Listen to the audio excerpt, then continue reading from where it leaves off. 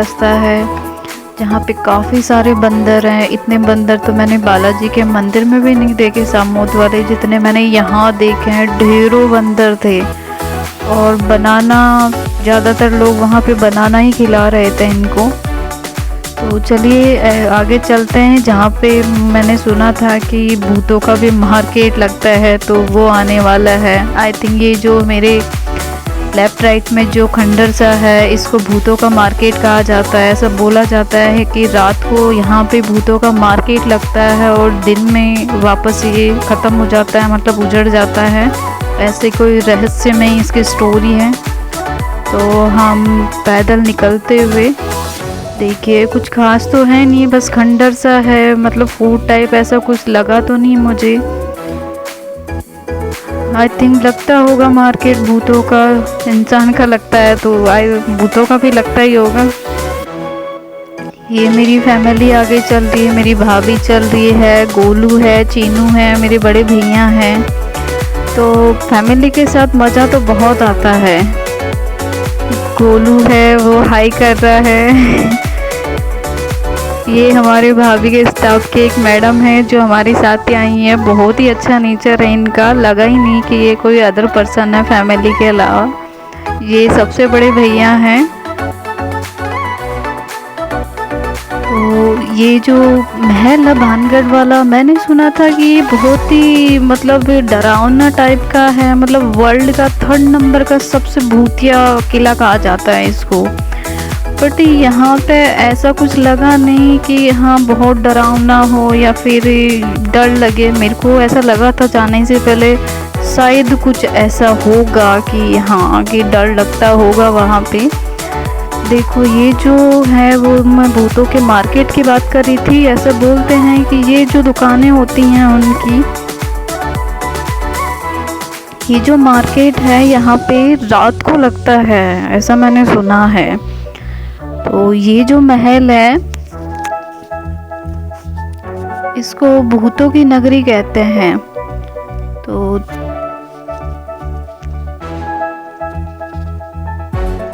चलिए मेरे साथ, मैं इसकी आपको स्टोरी बताती हूँ कि कैसे क्या रहा है इसका रहस्यमय जो है। बोलते हैं कि इस किले का जो भारत में जो कहानी है कि भानगढ़ की रहस्यमय बहुत ही रोचक कहानी है। इसको 1573 में आमेर के राजा जो है भगवंत दास ने भानगढ़ किले का निर्माण करवाया था, ऐसा हिस्ट्री मानती है। तो हिस्ट्री मानती है तो सही होगा। किले की बसावट के 300 सालों बाद तक आबाद रहा ये, मतलब जब इसको बसाया था तो इसको 300 सालों तक आबाद रहा था। उसके बाद में राजा सवाई मान सिंह के छोटे भाई राजा माधो सिंह ने भानगढ़ किले को अपना निवास स्थान बना लिया था। तो चलिए बीच बीच में मैं फ़ोटो सेशन भी कर रही हूँ अपना।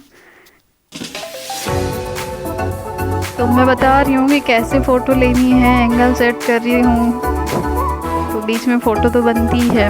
चलिए हम अपनी स्टोरी फिर से जारी रखते हैं। तो जो माधो सिंह थे, तो माधो सिंह ने भानगढ़ किले को अपना निवास स्थान बना लिया था, मतलब वो यहाँ पे रहने लग गए थे। और इसको जो श्रापों का जो किला है, इसको बोला जाता है कि ये भानगढ़ में सबसे ज़्यादा, मतलब ऐसा बोला जाता है कि रातों रात ये उजड़ गया था पूरा गांव, और ये पूरा किला जो है वो नष्ट हो गया था।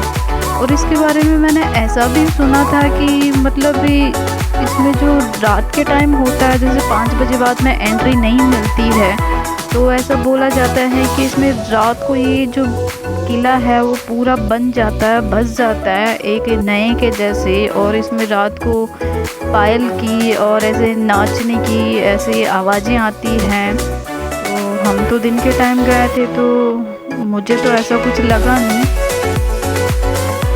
और इसके बारे में ऐसा भी कहते हैं कि भानगढ़ की जो राजकुमारी थी रत्नावती, वह बहुत ही खूबसूरत थी। उस समय है ना राजकुमारी खूबसूरती की चर्चा पूरे राज्य में हुआ करती थी।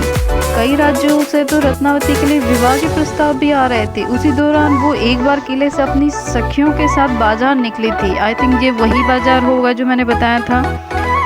तो बाजार में एक इत्र की दुकान पर पहुंची और इत्र को हाथ में लेकर उसकी खुशबू सूंघ रही थी। उसी समय उस दुकान से कुछ दूरी सिंधु सेवड़ा नामक एक व्यक्ति खड़ा होकर राजकुमारी को निहार रहा था। सिंघिया उसी राज्य का रहने वाला था और वह काले जादू में महारथी था। तो काले जादू में तो कौन सी बड़ी बात है, आजकल भी देखने को मिलता है। जिस दुकान से राजकुमारी ने इत्र खरीदा था उस टाइम पे, उसने दुकान में जाकर रत्नावती को भेजे जाने वाली इस बोतल पर काला जादू कर दिया था, उस पर वशीकरण कर लिया था। मतलब ये बोला जाता है कि जैसे कोई इंसान को अपने आप अपने वश में कंट्रोल में कर लेते हैं तो उसको वशीकरण कहते हैं अपन आम भाषा में। जब राजकुमारी को इस बात का पता चला था तो उसने इत्र की शीशी पास ही एक पत्थर पर जाके तोड़ दी थी, जिससे शीशी टूट गई और इत्र बिखर गया। काला जादू होने के कारण उस पत्थर सिंधु सेवड़ा के पीछे हो लिया और उसे कुचल डाला। सिंधु सेवड़ा तो मर गया, लेकिन मरने से पहले उस तांत्रिका ने श्राप दिया कि इस किले में रहने वाले सभी लोग जल्द ही मर जाएंगे और दोबारा जन्म नहीं लेंगे। ऐसा बोला जाता है कि उनकी आत्मा इस किले में अभी तक भटकती रही है, जो कि 21वीं सदी में लोगों में इस बात को लेकर अभी तक भानगढ़ के किले को लेकर अभी तक भय है। ये वहाँ का किला है, जो गोलू है उसकी फ़ोटो ले रहा है।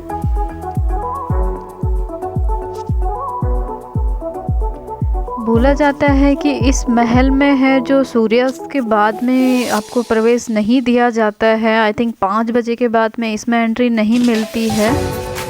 बोला जाता है कि भारतीय पुरातत्व सर्वेक्षण को खुदाई के बाद सबूत मिले हैं कि यह शहर एक प्राचीन ऐतिहासिक स्थल रहा है।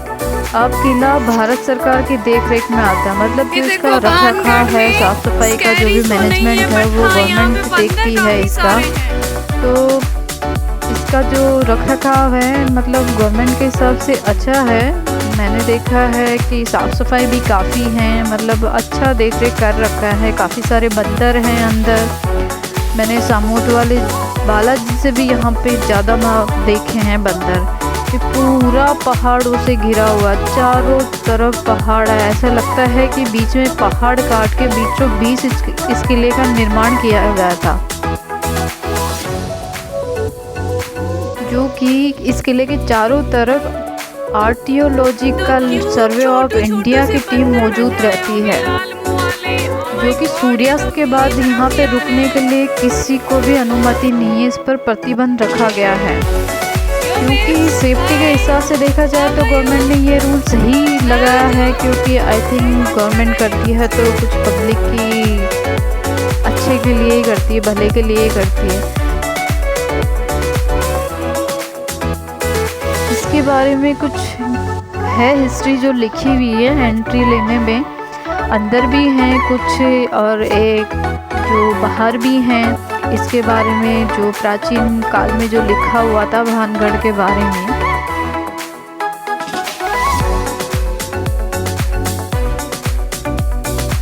माना जाता है कि भानगढ़ की जो राजकुमारी थी रत्नावती बहुत ही खूबसूरत थी।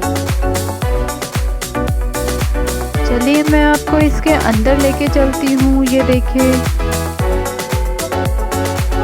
काफ़ी खूबसूरत है ऐसे ही देखने में। तो इसका जो मैनेजमेंट है काफ़ी अच्छा रखा गया है। हालांकि ये खंडित है, मतलब ऐसा कुछ नहीं है कि बहुत ही ऐसा सुंदर टाइप का, ऐसा नहीं है। बट हाँ एक ट्रिप तो बन सकती है, एक बार देखने लायक जगह है यहाँ पे। ये पूरी जो इसका निर्माण है वो पत्थरों से किया गया। देखिए चारों तरफ पत्थर ही हैं, मतलब कुछ भी ईंट नहीं है इसमें। तो सीढ़ियों से हम ऊपर जा रहे हैं टॉप फ्लोर पे। ऐसा बोला जाता है कि ये जो मंदिर है, अगर इसमें आप जाते हो तो इसमें मतलब जिंद बाबा का कोई मंदिर है। चलो मैं आपको अंदर लेके चलती हूँ। तो ऐसा बोला जाता है कि उस मंदिर में भूत प्रेत जिसमें आता है तो उसमें निकाला जाता है। तो देखते हैं कितना सच है कितना झूठ है, अपन अंदर चल के देखते हैं। आप मेरे साथ चलिए। तो देखते हैं, मैंने भी कभी नहीं देखा है झाड़ फूक जो बाबा वाबा होता है। मेरे को इन सब चीज़ों में बिलीव नहीं है। मेरे भैया आ रहे हैं सामने से, मुझे बोलेंगे चलो यहाँ पे कुछ भी नहीं है, क्योंकि उनको ये सब चीज़ें पसंद नहीं है। तो बट मेरे को देखना था तो मैं जाती हूँ। मेरे साथ में मैडम भी हैं एक, तो मेरी जो भाभी के स्टाफ की थी, तो चलिए वो अंदर जाएंगी, मैं नहीं गई थी अंदर। तो देखते हैं क्या है अंदर। यहाँ पे काफ़ी सारे लोग थे, मतलब कोरोना में एक साथ इकट्ठे बैठे हुए थे। तो मेरे को तो अभी कोरोना का काल देखते हुए अंदर जाना मेरे को तो सेफ़ नहीं लगा। हाँ, बट हमारी मैडम चाह रही हैं, देखते हैं क्या है।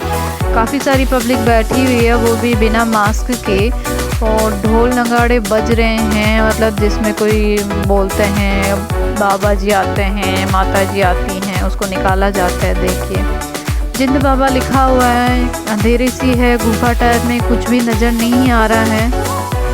तो हमारी मैडम जाके आई हैं, अब ये पूरी ट्राई करेंगी कि मैं भी डरूं, तो मेरे पीछे कुछ एक्शन करेंगी ये आके, अभी देखना आप। बट मैं ऐसी चीज़ों से डरने वाली नहीं हूँ। ये देखिए आ गई है मेरे पीछे। इनको ऐसा लगा है कि हाँ मेरे में कुछ आ गया है, मैं डर जाऊँगी, बट है ना, ये सक्सेस नहीं हुई मुझे डराने में। मैं इतनी जल्दी डरने वालों में से नहीं हूँ, मैं डराने वालों में हूँ। तो मुझे इन सब चीज़ों से डर नहीं लगता है, मैं इन सब चीज़ों में बिलीव भी नहीं करती हूँ इतना। बट ठीक है, होती होगी कुछ तो चीज़ें, तभी ऐसी चीज़ें बनी हैं। काफ़ी एंटरटेनमेंट किया है इन्होंने उस टाइम पे, तो काफ़ी लोगों में ज़्यादा मज़ा आता है। तो यहाँ पे मैं सीढ़ियों से टॉप फ्लोर पे जा रही हूँ। काफ़ी सारी सीढ़ियाँ, बीच बीच में समतल आता है, बीच बीच में सीढ़ियाँ हैं। बोला जाता है कि किला बसावट के 300 सालों बाद अब तक आबाद रहा है, और जो राजा माधो सिंह थे भानगढ़ किले को इसमें रहने लग गए थे, इसको अपना निवास स्थान बना लिया था। देखिए चारों तरफ से है ना पहाड़ों से घिरा हुआ है, बहुत ही खूबसूरत दृश्य हैं, देखने लायक है। मतलब एक बार देखने में तो ये जो गड्ढा था बीच में है, जब हम टॉप पे गए थे तो ये गड्ढा था बीच में, तो आप जब जाएं तो बी केयरफुल, आप गिर सकते हैं, इस चीज़ का ध्यान रखें, और बच्चों का तो खासकर ध्यान रखें। मैं हमारे छीनों के पीछे ही हूँ। तो अभी हमारी जो फैमिली है हमसे आगे निकल गई है, हम दोनों पीछे रह गए थे। तो देखते हैं कि हम पहुंच पाते हैं कि नहीं सही से। तो चलिए मैं दिखाती हूँ, अब बाहर की तरफ चलते हैं अपन। ऐसा बोला जाता है कि रात के समय जो यहाँ पे है वो ये महल फिर से बस जाता है। यहाँ के जो पत्थर है वो चिकने हैं, मतलब आप कोई भी चप्पल या हील्स वेयर करके नहीं जा सकते। यहाँ पे आपको शूज ही वेयर करने पड़ेंगे, वही कंफर्टेबल रहेंगे आपके लिए। तो ऐसा बोला जाता है कि रात के समय जो है यहाँ पे, चलिए मैं बताती हूँ आगे। रात के समय जो है यहाँ पे महल में ऐसे बोलते हैं कि बस जाते हैं, यहाँ पे भूत डांस करते हैं, पायल की आवाज़ आती है, घुंघरू की आवाज़ आती है, और रात के समय इस महल से रोशनी दिखाई देती है। तो आई थिंक सो होता भी होगा, क्योंकि दिन में तो ऐसा कुछ लगा नहीं मुझे कि ऐसा कुछ होता हो। ये उसकी हिस्ट्री के बारे में यहाँ कुछ लिखा हुआ था। अब हम बाहर की ओर प्रस्थान करते हुए, ये अंदर का देखिए कि जो बाहर का खुला एरिया है, मतलब कुछ ऐसा खास तो नहीं बना हुआ है, मतलब टूटा फूटा सा ही खंडर टाइप में है। बट हाँ एक बार देखने लायक तो है, देख तो सकते हैं। तो यहाँ पे मतलब प्रवेश करते हैं अपन, एंट्री लेते हैं, तो यहाँ पे एक मंदिर है। तो इस किले को ऐसे बोला जाता है कि ये जो वर्ल्ड की 3rd नंबर का ऐसी जगह है भूतिया, जहाँ पे जो कि सबसे ज़्यादा डरावनी है। अब हम बाहर जा रहे हैं, हमारा जो ये इसका था भानगढ़ का पोर्शन, ये एंड होने में है। देखो उस दिन मौसम भी ऐसा था कि मतलब ये कुछ भी ऐसी रोशनी नहीं थी, अंधेरा सा था, और दिन के टाइम में भी। ये भानगढ़ का पूरा खत्म होता है। अब हम नेक्स्ट डेस्टिनेशन पे चलते हैं।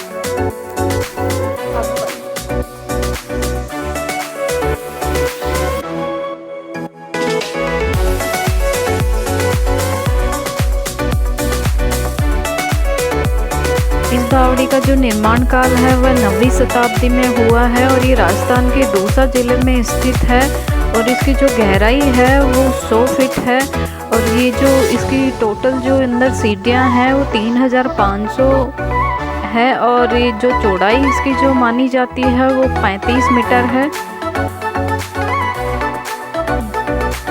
चांद बावड़ी 100 फीट गहरी 13 मंजिला और 3500 सीढ़ियों युक्त है। यह बावड़ी प्रसिद्ध हर्षद माता मंदिर के जस्ट सामने थी। यह विश्व की सबसे गहरी और बड़ी बावड़ी है। तो चलिए हम यहाँ से निकलते हैं। तो बाय बाय, टेक केयर, जल्दी मिलते हैं दोबारा नेक्स्ट ब्लॉग के साथ में।